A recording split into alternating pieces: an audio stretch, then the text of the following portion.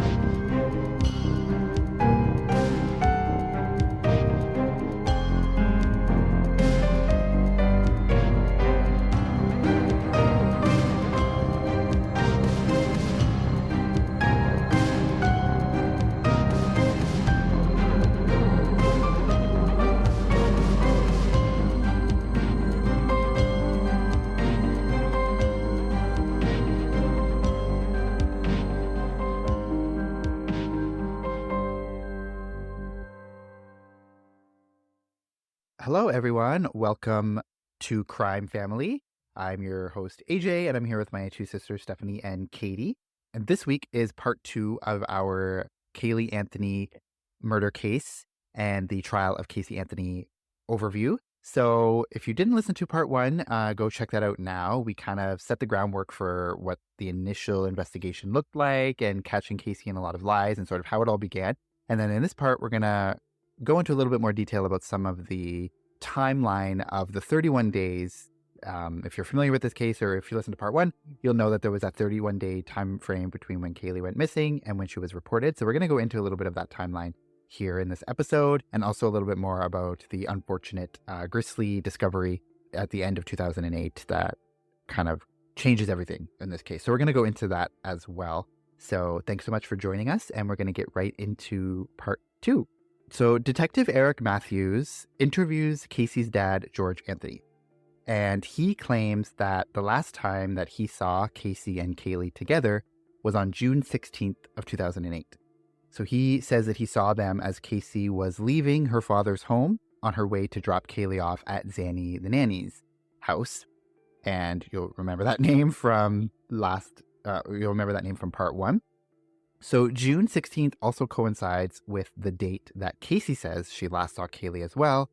And it was this day that she told police that she dropped Caylee off at Zanny's to go to work. And then she found Zanny and Caylee both gone upon her return to Zanny's apartment later that day. So June 16th is therefore day 1 of this 31-day timeline leading up to that July 15th 911 call that Cindy makes to authorities. So Eric Matthews begins a thorough investigation of Caylee's calendar, online activities, and begins to piece together a timeline of events during those 31 days that paints a very negative image of Caylee. And it's a far cry from a panicked mother that's frantically searching for her daughter. Instead, she becomes much more socially active after June 16th, and photos show her out partying with friends. So on the evening of June 16th, the same day that George Anthony claims was the last time he saw Caylee, when she left with Caylee from his house, Caylee is seen on surveillance footage with her then-boyfriend Tony Lazzaro at a Blockbuster video store. And Caylee is not seen on this surveillance footage. I didn't even know Blockbuster was still around in 2008, but I guess you learn something every day. On June 18th, a neighbor of the Anthonys claims that Caylee came over to borrow a shovel in order to help dig out some bamboo root in the family's backyard. Then on June 20th, Caylee is photographed dancing at the nightclub Fusion. And I think this is from, this is the night that a lot of those photos were taken that you'll see. In the coverage of this case, you'll see a lot of the same photos come up of her dancing. her doing like a hot body contest or something at one of these bars. I believe that's on June 20th. So keep in mind, this is 4 days after she says that she was doing her own independent investigation into where Caylee is, but she's out drinking and dancing at nightclubs. On June 23rd, Tony Lazzaro, Casey's boyfriend, claims that Casey called him to say that she had run out of gas. And he says that he eventually helped her break into Cindy and George Anthony's shed in order to get some gas cans so that she could fill up the car herself. So I don't really know the details of why she needed to break into the garage to get her own gas, like why she couldn't just go to a gas station or any of that. But that is something that has been corroborated, and he says that he helped her break into the shed. And I do believe, I don't have it here in my notes, but I do believe that this resulted in an argument between Casey and her father the next day on June 24th about the missing gas cans. Because he noticed that they were gone from the shed, and she told him that she had broken in and stolen them. Or he maybe came and saw that the shed had been broken into and then noticed the gas cans missing, and she admits that it was her. On June 27th, cell records show that Casey texted her friend Amy Huizenga that morning to say that, quote, "There is definitely part of an animal plastered to the frame of my car," end quote. So she also runs out of gas again on this day, but this time she leaves the car, which was a white Pontiac Sunfire, in an Amcot parking lot. And this is where it stays for several days until it's eventually towed to the impound garage. The owner of Amscot, I guess, or the manager there, sees the car. It's been parked near a dumpster in the parking lot close to them, and he eventually just has it towed. He doesn't know who it belongs to or why it's there, but they tow it to the impound garage, which is where George then later goes to retrieve it, which we mentioned in the last part. So he doesn't go until July to retrieve the car on July 15th. So June 27th is when she leaves the car in the Amscot parking lot, and then July 15th is where George goes to get it. So there's a couple of weeks in there that it's been parked at Amscot, and then probably a bit of time before when it's towed, and then George and Cindy are notified of it.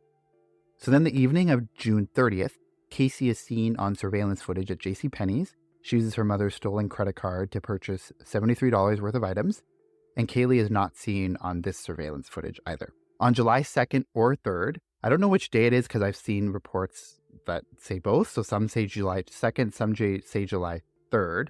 So I'll just say it's either one of those days. She goes and gets a tattoo on her back that says, quote, "Bella Vita," which translates to the good life.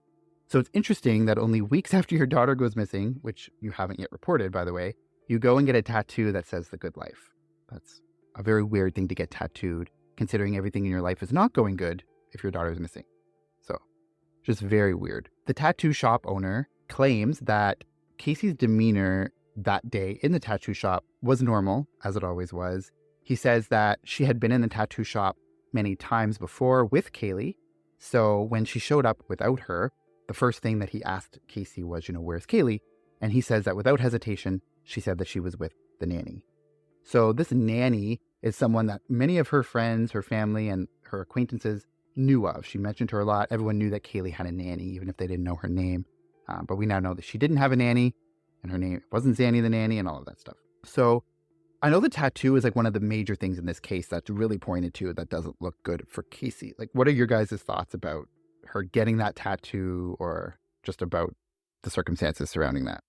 I mean, it's definitely sketchy because, of course, we know now that she wasn't with the nanny and that her daughter actually is missing. And, of course, many people think that she's the one that killed her. So even if she's just missing, why isn't she more worried about it? Why is she out partying and getting a tattoo? If she's the one that did kill her, like, it just shows that she really does not care.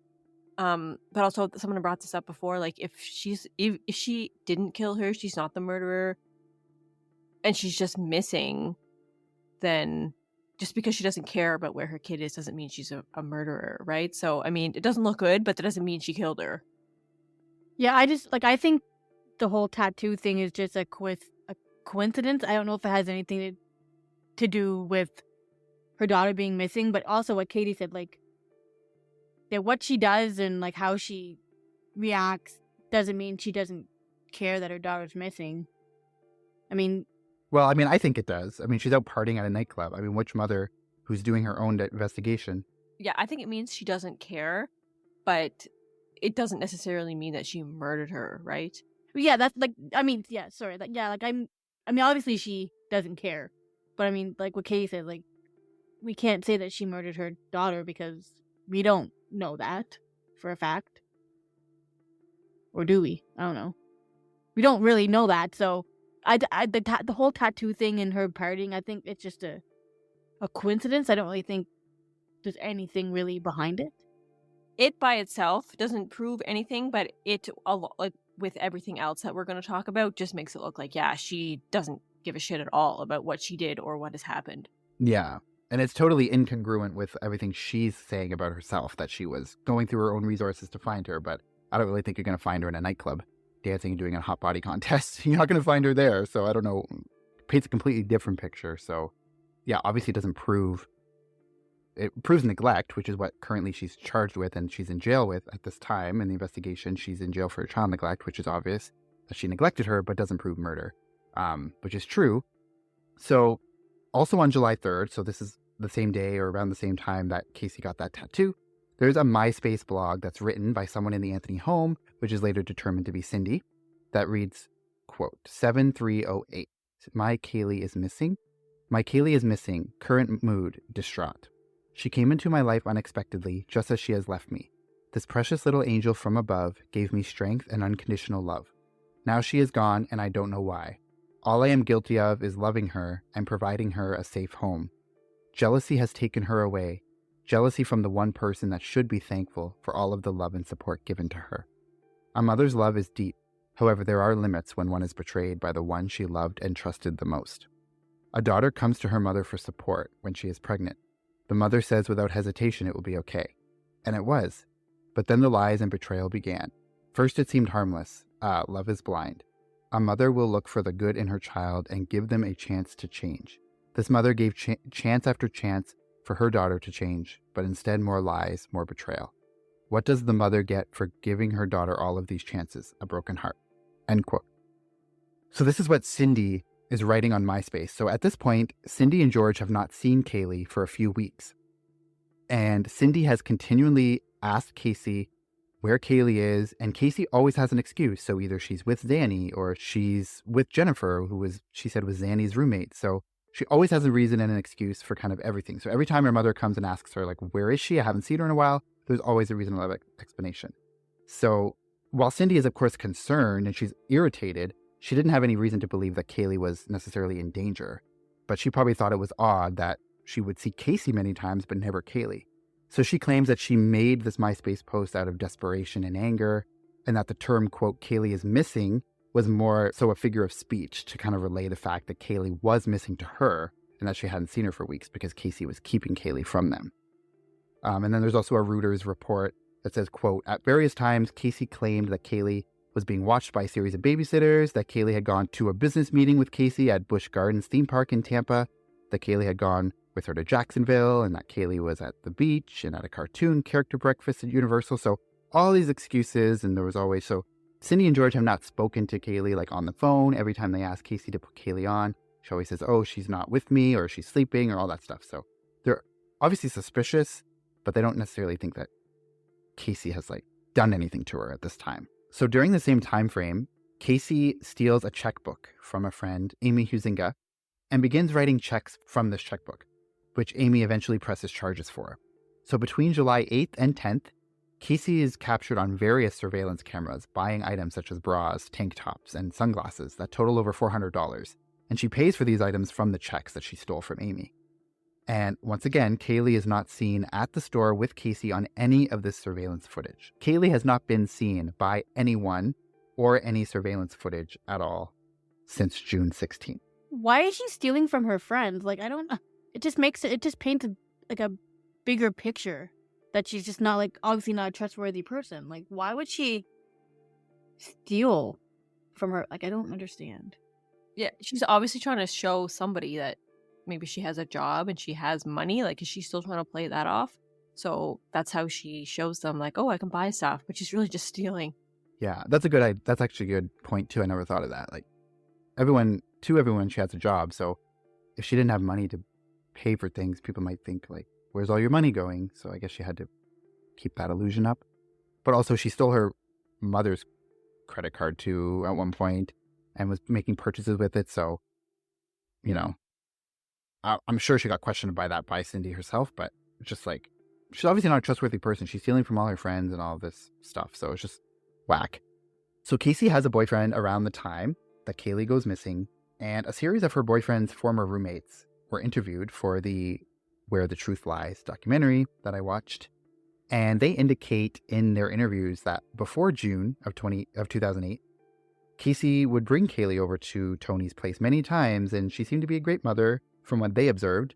They saw her always getting Kaylee's things ready for school. She would do flashcards with her to help her learn words and things like that. So during June and July of 2008, they saw nothing at all to indicate that anything was wrong. Casey seemed happy, and she was kind of living her best life, or I guess the good life, as she would probably say. So when they found out in mid-July that Caylee had been missing for a month, they were completely shocked. Just didn't line up or make sense to them, because how could her child be missing, and yet they see Casey pretty frequently in that time frame, and she's showing that nothing is wrong. You know, she's partying, she's happy, she's acting normal. So for Casey to say that she had spent the 31 days in a frantic independent search for her child, it's just not at all true from the perspectives of her boyfriend's roommates, who can attest for the fact that she didn't lift a finger in those 31 days to do anything to attempt to find her daughter, who they didn't even know was missing or have any reason to think anything was wrong. So one of their friends in particular gets pretty emotional and passionate in this documentary, and he's like very angry at Casey because for her to say that she, was acting as everything was normal, like she was acting as everything was normal, and they had no reason. So when they see on the news, like they hear on the news that she's missing, that Caylee is missing, and they didn't hear from Casey even though they're seeing her almost every day. So just super weird and super unforgivable in their eyes. Also, we know that the grandmother is, she's saying, oh, Kaylee's missing, but she's just saying that as kind of, oh, I haven't seen her, like I'm missing her kind of thing. But Caylee lived with her, right? So I think that she would be much more suspicious to be like, she hasn't seen her in 2 weeks at all. Like she hasn't come home at all. She hasn't slept there in 2 weeks at all. Like you'd think that, I don't know, she'd just be a little bit more worried or scared. Like I don't want to judge her about it, but to me, I think it would just raise way more red flags than it did. That's what I was gonna say. Like I was you have to realize like Casey and Caylee both lived there, so for her not to see her every day or not to see her for 2 weeks straight, you think she'd be more worried about where she is. But I think, she was concerned, but I think, like Cindy has said, that she thought that Casey was purposely keeping Caylee from her, like in terms of, because she and her mother had a very rocky relationship, so she thought it was Casey's way of getting back at her, that she was not going to let her see Caylee. So she's like questioning it, but she doesn't necessarily know that she's actually missing and isn't with Casey. She just thinks that Casey's being, vindictive and keeping her from her. So that's not really something that you can call 911 about necessarily, because like I don't really know what the laws are regarding like grandparents' rights to see the kids, but like if they think that she's with her daughter, like if Casey and Caylee are together and she just thinks that Casey's being a brat, like that's nothing that you're not going to call 911 over that necessarily. Yeah, I guess that does make sense when you put it like that, because I guess Casey probably wasn't like spending the night every night at her parents' house, right? She was probably out with her boyfriend and at friend's house, and so her mom, probably just thought that she took Caylee with her all those times. That's why she wasn't home sleeping every night. So Yeah, and I think in that MySpace post that Cindy made, like she's kind of relaying that sort of feeling of Caylee is missing, but she said it was a term of like she just thought Casey was keeping her from them, and so that was her plea online, I guess, for her to see Caylee. But yeah, I don't know. So when you put it like that, like it makes sense that was just her thinking. You're not going to jump to necessarily that, because she says that from everything that she saw, Casey was a great mother. Like she was very attentive, she was very caring and loving to Caylee. So the fact that she might do something to harm Caylee never crossed Cindy or George's mind. So they just think she's being vindictive. It's funny to me that like Cindy was not,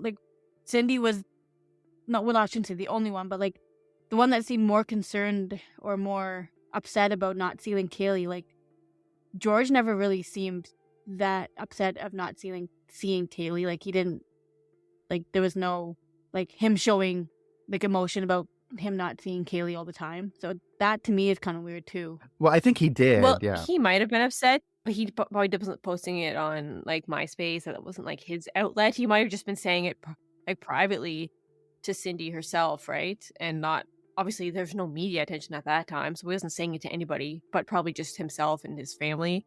So, yeah.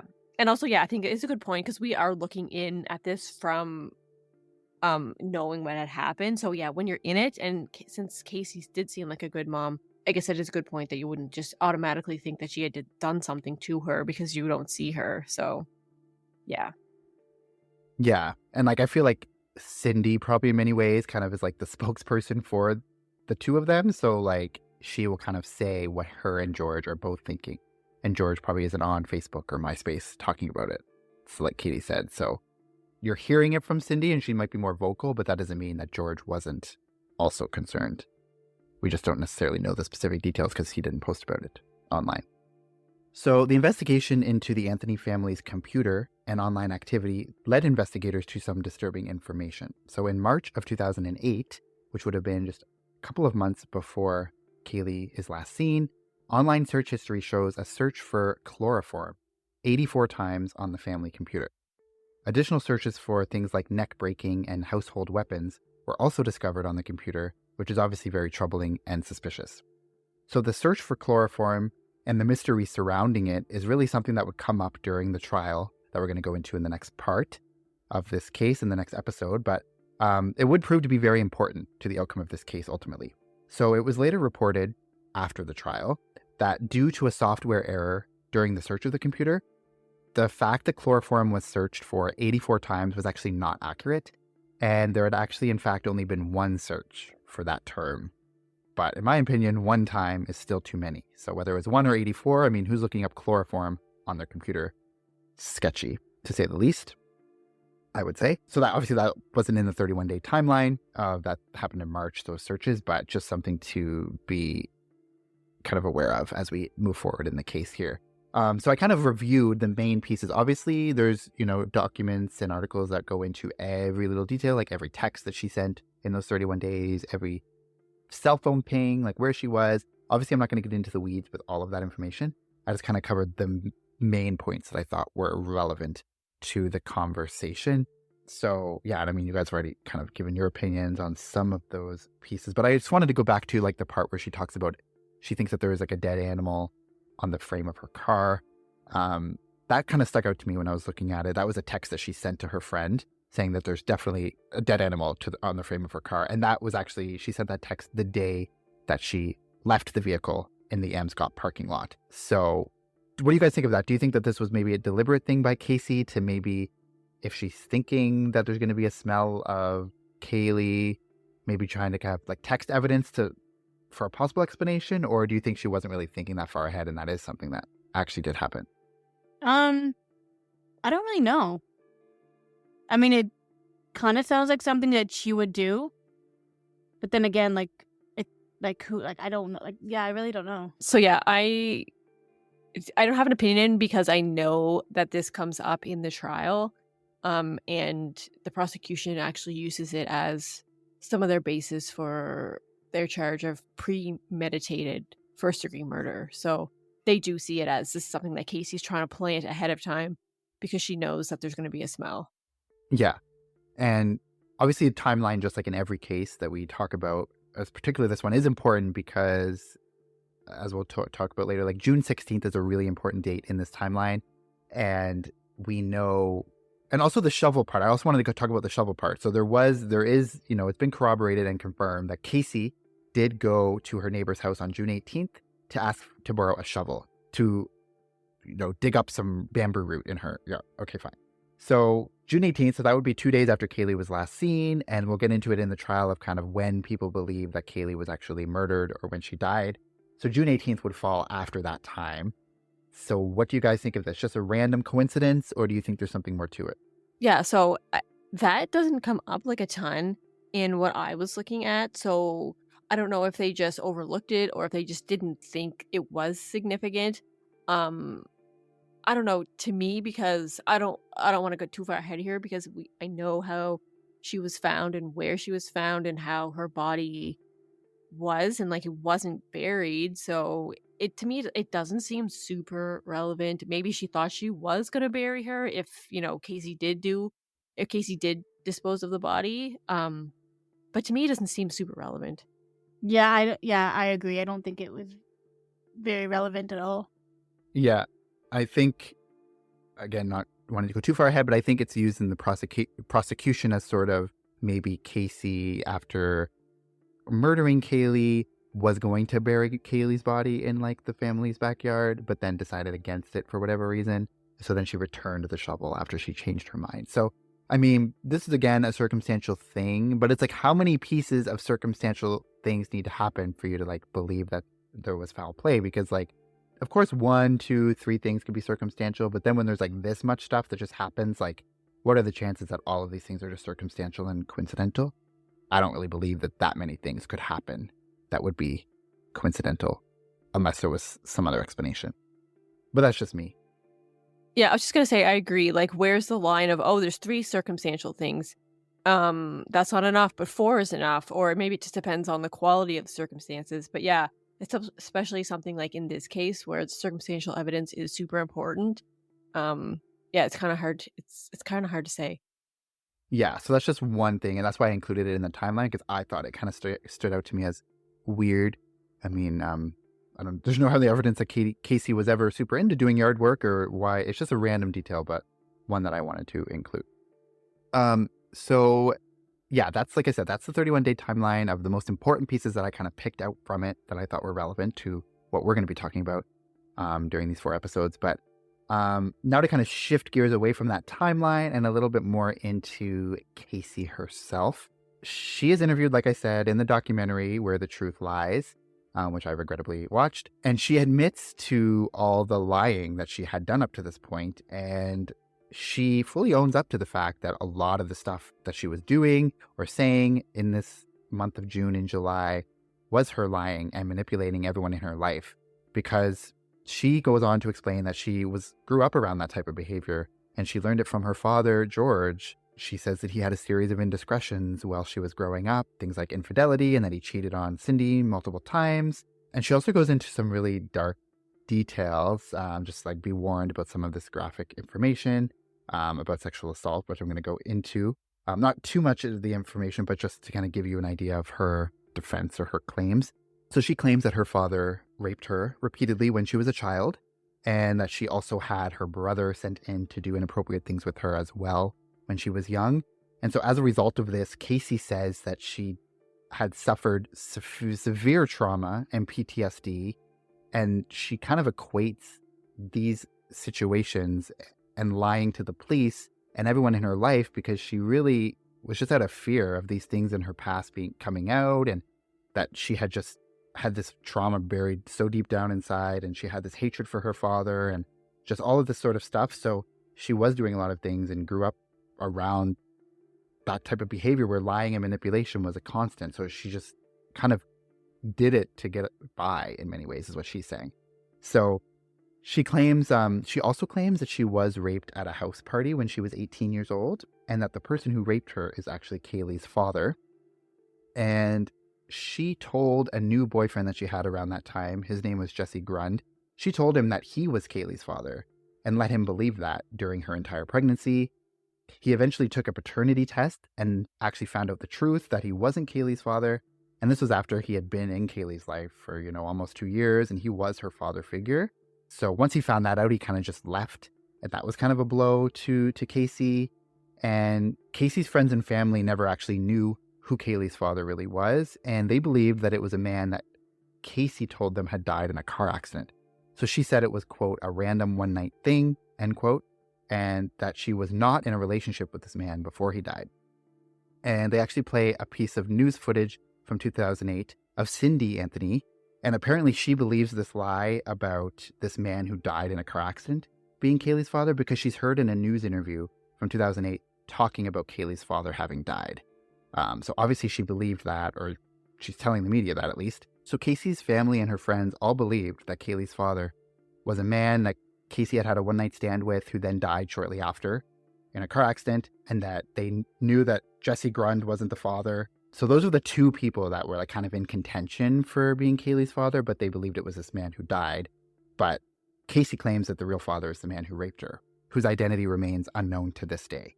So this is something that her family never knew.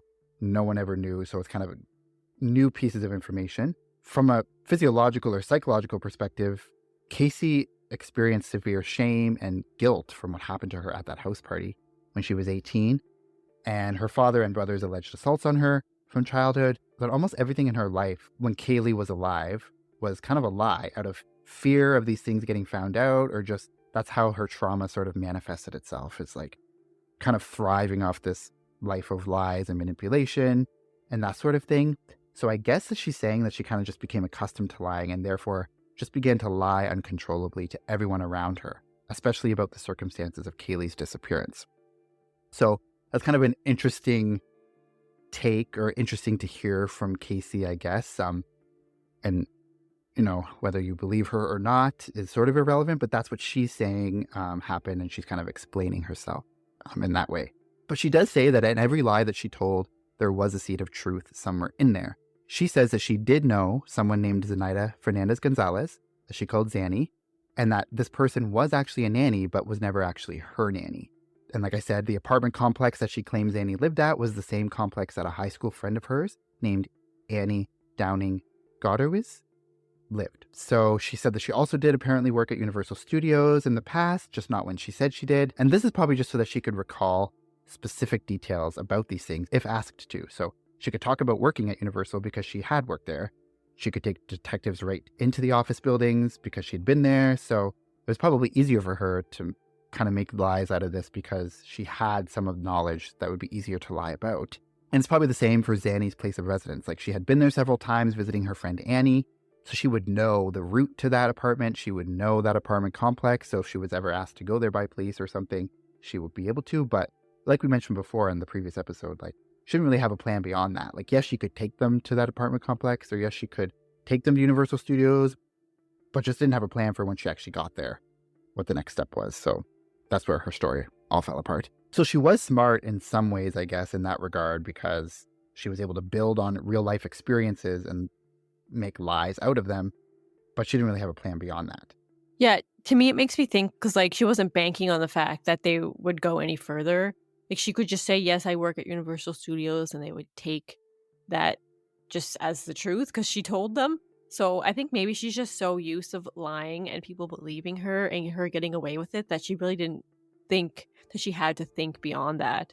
So that kind of just goes into like her kind of her mental state where she lies so much and everyone believes it that she thought that she could continue to do so. Yeah. And like her lies had never gotten out of control like this before. So she had no reason to think it would this time, I guess. It's just interesting when you hear her talking about it and about how she would plant these little lies based on real experiences. But yeah, it's just an interesting kind of take on it. Now going forward a little bit. So now we're in October of 2008. And on October 14th, Casey was indicted by a grand jury and officially charged with murder in Caylee's death. But up to that point, there wasn't even a body that had been found, and Casey would, of course, plead not guilty to the charges, and would continue to. So to be charged in the murder of Caylee without a body and any evidence that she was even dead was a shocking move. Like, remember, in October, they didn't even have a body. They don't know she's dead. She's still a missing person. So to her to be charged with murder when they don't have a body, they don't have a method of death or a cause of death or anything like that. But however, sadly, on December 11th, this would change because this was the day that skeletal remains were found in a wooded area less than a mile from the Anthony home by a meter reader named Roy Kronk. So eventually it's determined that the skeletal remains were those of Caylee Marie Anthony. This confirms everyone's worst fears that Caylee was dead, and many fingers were pointing to Casey being responsible at this time. And I guess even before that, but especially now that they have found her remains. As it turns out, Roy Kronk actually stumbled upon what he says were these same remains 4 months earlier, on August 11th, 2008. And he called 911 to report it. So although he didn't see the full remains at this time, he just saw something suspicious from a distance. And he mentions that he saw something that he was, quote, 99.99% sure was a human skull, end quote. He claims later that he was with 2 other colleagues at this time, and they kind of went to approach what they found, but then they actually came across a large dead rattlesnake in the woods, which frightened them, and this kind of shifted their attention instead of poking around the suspicious thing that they had just discovered.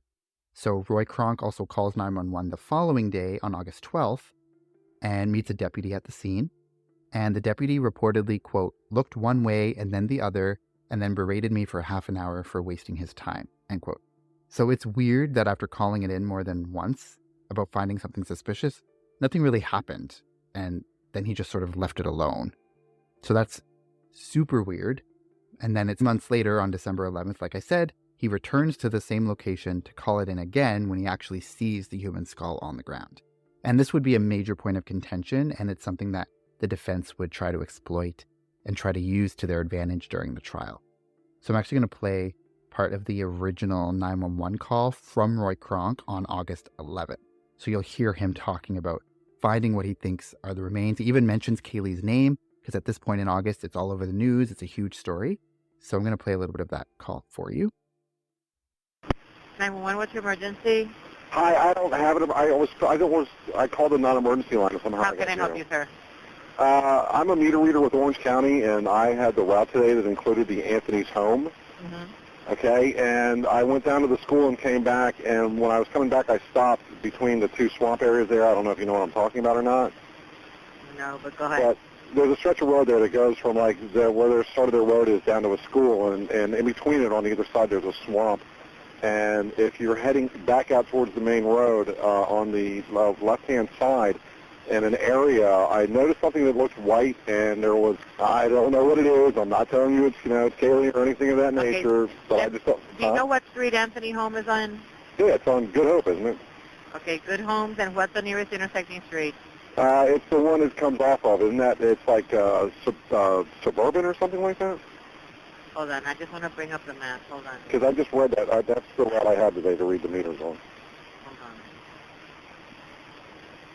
It's like the school's 8701 Suburban Drive, but it's actually at the end of the road, not at the beginning of the road. And that's where and their road comes off of Suburban Drive. And I work over at the Curry Ford, at the headquarters there, Curry Ford, and we were over there reading that today. And, okay, I have the map now. Okay. Yeah. 8701 Suburban is in Chickasaw Oak Subdivision. Yeah, that's the nearest the intersecting street is Chickasaw and Lumberton. Right. If you go down that road, that's where the school's at. In between from where you can get onto their road at and down, there's a swamp area. If you're heading towards the school on the right and left, if you're heading towards the school, it would be on your right-hand side. And there's like a big swamp area there, and we found a dead 4-foot eastern diamond rattleback there, but that's not really the thing. There's like 2 little in areas you can go, and there's a big long tree laying down, and there's a lot of swamp back in there. Well, back behind one of the trees down there was that 4-foot eastern diamond rattlesnake. I'm not going in that crap. Okay, so if you're going on Suburban, you're heading down towards the school. Okay, and it's after Chickasaw on the right-hand side? Yeah, there's the road kind of stops, and then there's like this, you go down, and there's a 6-foot-tall fence on the left-hand side, and then the right-hand side's open heading towards the school, and it's all swamp area on both sides. And it would be on the right-hand side that I saw what I saw. Okay, I'll let him know. I appreciate you, and once again, I had no idea what it was, and I don't want to waste any more of the county's money, but I'm just telling you I saw something. Not a problem. Thank you, man. Thanks. Bye-bye. Bye-bye. And then now I'm going to play the 911 call that was made on December 11th. And this is right after Roy Kronk finds the remains and the skull in the woods, allegedly for the second time. So you're going to hear someone, it's not Roy himself, but it's someone else calling it in that one of his employees has found the remains in the woods. So I'll play that for you. Yes, this is Orange County Utilities Emergency Dispatch. We found a human skull. Oh my gosh. I know.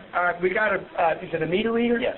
I'm going to just speak right now with the representative from our field services facilities. Hi. Everything is recorded. Here he is. How are you doing? Skull, if you believe it's human. What's the location, please? It's right off of Suburban and Chickasaw in the Caylee Anthony area, right by the school. Do you have a specific address for me or not? No, it's right by the school. If you take it, you are. Yeah, Suburban and Goldenwood? Well, Suburban and Chickasaw. Chickasaw, I'm sorry. Yeah, and the school is right there. I can't think of the name of the school. Just go right straight down. It dead ends right into the woods. Okay. It'll be on the east side of Chickasaw, Suburban. East side of Chickasaw. And what is your party's name that we're going to meet with? He's not touching this, I hope. No, Okay, he's a meter reader. meter reader? Yeah, and I'll just tell him to stay at that location and just stay away from everything. Okay. And if you can, try to stress to him to please not draw attention to the area. Okay. And that would be great, just in case it is something. It may be nothing, but just in True. case. Yes. And you're from what department? Utilities customer service. Utilities. And if you need any information, my phone number is... Go ahead and send a call up for a deputy to meet with him, Okay. and we'll see you there very shortly. What type of vehicle is he going to be in? Probably a Colorado, small Colorado, white. It'll White. have Orange County. It'll have Orange County insignia on it. Okay, white Colorado Yeah, Chevy Colorado. truck, Yes. and with Orange County markings. Yes. Orange County markings. Okay, we'll see you there very shortly, okay? All right. Thank you. Bye-bye. So do you guys have any thoughts about Roy Kronk in general, or about how he did find these remains apparently in August, but then nothing happened? Yeah, so I was going to bring this up a bit later because they say the defense kind of like tears him down saying, well, why'd you wait so long to call in again? And he does have like a defense for that, but I'm thinking like it's not his job to find something and then investigate it and figure out what it is and then keep calling. I would think that if you call and then police are supposed to come, and if they kind of determine that it isn't anything, well, then why is it your responsibility to kind of keep following up on that? And especially since he didn't know for sure that it was a body, right? Like he just saw this bag and this debris where people throw garbage anyway. So, I mean, in his defense, it's not his job to constantly go back and be like, come back, and then call again, come back, right? So that's kind of what my opinion is on that too. Yeah, I'm just shocked that when he did call for the first time, or the second time, I can't remember which one, that the police just went there and just like didn't really look around. You think like if someone said they think they saw some human remains, you would do a more thorough check, not just like look one way and look the other. So like, and yeah, like, you're right. Like it's not his job to investigate further. That's what the police are there for, to investigate those type of things. And the fact that they didn't really do that the first time kind of shows you that like. Yeah, and he also gets some flack for like trying to kind of poke around further when he comes out that he lifts up the bag and like kind of pokes at it and stuff. Like, well, why'd you do that? It's like, well, you know, if he didn't, he'd be like, well, why didn't you? And then he does, and it's like, well, why'd you touch it? So he can't win either way. So I feel like he did more than most people maybe would have. Maybe not most, but he did more than what other people might have done. Yeah, like he really did do his due diligence. Like he called more than once, right? He called on the 11th when he first found. At that time, like he said, he said it looked like what he thought was a skull, but I think it was sort of questioned about what it really was. It was more like it was like a bag. He had seen the bag, maybe something sticking out of it. But like I said, got distracted by the rattlesnake. He was with other people and called it in. Then the next day called it in again. So definitely did more than he even had to. Who knows someone might not have even called it in at all, and he did it twice. So it's kind of on the sheriff or the police department, in my opinion, who didn't follow up on it. But it's just sad that like they didn't follow up on it in August, because as we'll get into when we talk more about the body and the remains, like if the body had been found in August and some of the forensic analysis had been done then, there might be way more to go on, and we might be in a much better place for a prosecution than what we got, because by the time December happens, it's 6 months after she went missing, 6 months after she was killed, and there's so much decomposition that really a lot of forensic evidence is lost. So I'm going to go into a little bit more of that, but it just sucks that this was really a missed opportunity in August where things could have been handled much, much differently. A People's Magazine article from June 2011, so this would have been released around the time of the trial that happened in 2011. It explains that Roy Kronk actually changes his story during the trial from that of an original deposition that he gave about the events that happened when he discovered the body. So at trial, he claims that he used a stick to poke at the skull, but that he never actually touched it. In his previous deposition, he claims that he did touch the that the skull was in and lifted it 4 feet off the ground, and then that caused the skull to fall out of the bag. So that's also something the defense is going to use against him and use against the prosecution of like, why did he change his story? Did he touch it? Did he not touch it? Then he kind of says like he doesn't really remember what happened. So maybe he had different memories at those 2 different times. But I just remember like when this was happening that there was so much energy focused on this man, Roy Kronk, of like, did he move the body? People think that he was like tipped off to where the body was and that he went and moved it somewhere else. And then so he could claim the reward that they had, because obviously they had a reward if anyone found anything regarding Caylee's disappearance. So there was all these conspiracy theories. People think that he was in on it with Casey or in on it with the Anthonys or something. Just a lot of conspiracy theories, but I personally don't think he had anything to do with it. Just a man who was a meter reader trying to do the right thing multiple times, and it's kind of the police who dropped the ball in August. So those are my thoughts, but what do you guys think? Like, maybe you'll go into this more, Katie, and like the trial and stuff, but there was a lot of emphasis on this man, Roy Kronk, and like, could he have been involved? And I just think a lot of that is BS. Yeah, I agree. I don't believe any of it. I think he was just happened to find something and called it in. I don't think he had anything to do with the case. I think he just stumbled upon it and did the best he thought he could with by calling it in. And yeah, I don't think focusing on him is what they needed to do. Yeah, I agree. I kind of do touch on this a little bit in the next episode when we talk about the trial and what came out. And the defense does try to tear him down and discredit him and, yeah, say that he moved the body and the remains and everything. So, but yeah, in my opinion, I feel like he didn't have anything to do with it. He was just trying to be a good Samaritan and report what he had found.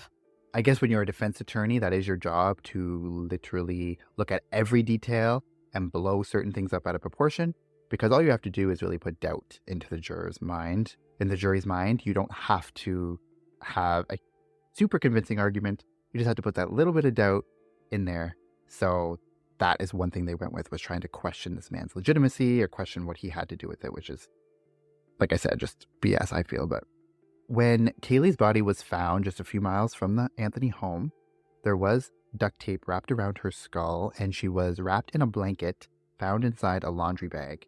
And there was no cause of death at that time. And when DNA came back, Casey's DNA was not found on the duct tape. There was no evidence that linked Casey to this case or to this body. However, the laundry bag that was found with Caylee's remains was identical to another laundry bag that was found in the Anthony home. So apparently the 2 bags were part of a set that the family had, and one was in the Anthony home. The other one was found with Caylee's body. So again, that's not a circumstantial thing. Like, how common was this laundry bag? Was this something that anyone could have had? Just another thing to keep in mind. That's kind of sketchy. And then according to a CNN report from around the time of Caylee's body's discovery, quote, there was no trauma visible on the completely skeletonized remains of slain toddler Caylee Anthony, but there were overlapping pieces of duct tape over her mouth, according to the autopsy report released Friday, end quote. So the tape was still attached to part of the skull's head hair, and Chief Medical Examiner Dr. Jan Garavaglia says, quote, this duct tape was clearly placed prior to decomposition, keeping the mandible in place, end quote. This medical examiner said animals had also scattered the bones after decomposition began. So basically, like, the remains were a mess, like the bones were scattered everywhere. The skull was the biggest piece that was found. There was duct tape found on the skull, but because it had been so long and it was outside, the terrain and the just exposure to the elements really impacted the amount of forensic evidence that could be gathered from the body. So like I said, by the time the remains were found, nearly 6 months had passed since Caylee was last seen. And this heavily wooded area where the body was found had also been severely flooded during the summer of 2008. And while no longer flooded by December, the conditions of the terrain due to the flooding made the recovery of the remains much more difficult. It was very muddy and not very conducive to finding tiny bone fragments of a child's remains. So like the medical examiner had said, animals scattered the bones as well, so there were just lots of pieces missing, and the body was severely decomposed, which would make determining a cause of death much more difficult in this case. So her cause of death was officially listed as homicide by undetermined means because the body had been so decomposed that they couldn't even run toxicology reports. Obviously, there's no skin left on the bones. So if, they could find things like ligature marks on skin if they had found the body, ligature marks that might say she was strangled or something. But when you have only the skull, only the fragments, it's very hard to come to any sort of logical conclusion that you could if you had found a full body. So very, very unclear what happened. But so due to this, the skull was the most important piece of this discovery because of the duct tape that was across the mouth. And this was really the only major piece of evidence that could provide insight into how 2-year-old Caylee died. And the prosecution would go on to argue at trial that Caylee was killed by being given too much chloroform, possibly to sedate her, and then was suffocated with the duct tape that was put across her mouth. So that's kind of where the prosecution's coming from. What are you guys' thoughts on like the discovery of the body and kind of all of that stuff I just reviewed? Well, where the body was located was very far from their house, so that's suspicious in itself. But the fact that there was no DNA per se on the duct tape, it's so hard to know like what actually, like we know she died, but like how she died, it's kind of hard to know that. And the fact that who was involved in her death, because there's no really DNA that they found. So like it's really tough to know, and it's sad that that's how she was found, and for such a little girl, like it's just sad, just so sad that she even died in the first place. Yeah, and that was one of the biggest things that hurt the prosecution, was the fact that they could not say how she died. And so the defense was like, well, how can you say she was murdered if you can't even say how she died? Which is, that's a good point, but also, why would you have duct tape around your mouth if it was anything other than a homicide? Which is also a good point, but they can't prove either way. And so I'm going to get into a lot more of the evidence and kind of what both sides, the prosecution and the defense, had to say about it. So that's going to be super interesting. It's kind of like my favorite part of cases is kind of going back and forth, both sides, what happened and the opinions on both sides. So that's going to be super interesting. And so don't forget to come back and listen to part 3. Yeah, so I mean, at this stage of the investigation and what we have so far, it kind of seems like it's so obvious that it was a murder and that it was Casey. But I'm gonna kind of poke hole. I'm not saying that I think she's innocent, but I'm gonna present some of the facts that the defense did to kind of poke holes in the prosecution, and you can see why maybe the jury decided what they did at the end of the trial. Yeah, also I wanted to know, which I didn't see in my research, or maybe there's a lot of information, so maybe I missed it, but like, wouldn't there have been a search of some sort like in the area surrounding the home? Like at this time, Casey's in jail. In October, she was charged with murder. So wouldn't there be like a cursory search of like maybe the wooded area near the house? Like, to me, it just is weird that like maybe this wasn't searched in depth, because obviously if they did a little bit of a search, they might have found the remains much earlier. But I guess maybe part of that is like, if you can poke holes in the story, it's like to bolster like, was the body moved later? Because it's like, well, maybe they did do a search and they didn't find it, and then it was later in August or December when they actually were found. So that does come up. I do go into some of that. A lot of it was like there was water there when they were trying to do a lot of the searches. They think that the body was dumped into water, actually. So when they were trying to do a lot of the searching, they couldn't because of where the body was and there was water there. But they do bring up the fact that, well, she was so close to home, and they scrutinize kind of the investigators for not finding her sooner because she was so close. So they're saying it was kind of a shoddy job. So yeah, we'll touch on some of that in part 3. And what do you guys think of like just skipping back a little bit, because we didn't really talk about it when I was covering it, but like, what do you guys think of what Casey's allegations are, just from this documentary and the stuff I've said so far, like about when she was growing up and kind of the indiscretions of her father? Like, what do you guys make of that whole thing, and just her constant lying that she's kind of relating back to that trauma? I kind of don't believe that. I mean, people might hate me for this, so don't come at me. But like, I don't believe that what she said about her father.